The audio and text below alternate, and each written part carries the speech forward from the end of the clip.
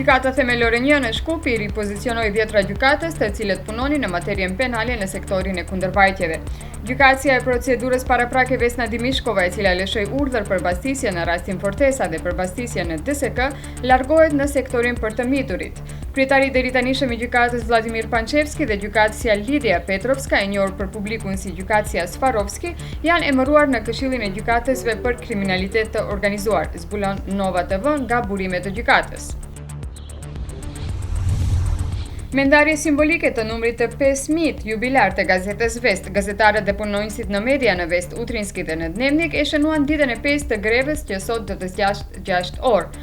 Ata sot morën mbështetje edhe nga sindikatet e përjashtuara, Lidhja e Sindikatave të Maqedonisë, Drejtoria e Organeve dhe Shoqatave ligjvënëse, Sindikata e Industrisë Energjetike dhe Zehtarisë, Sindikata e Punonjësve Hotelerik, Turistik, Ekonomisë Komunale Palësore, Zejtarisë dhe shoqatat për mbrojtje në Republikën e Maqedonisë, si dhe nga sindikata e punonjësve në kompleksin agroindustrial.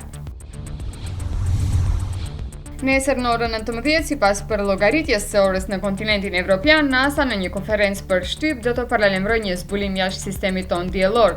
Informacioni është për egzoplanetët ose planetet që ndodhen në orbitën e një dielli tjetër, për të cilat shkencëtarët mendojnë se janë shpresa e vetme për të zbuluar jetë në një planet tjetër.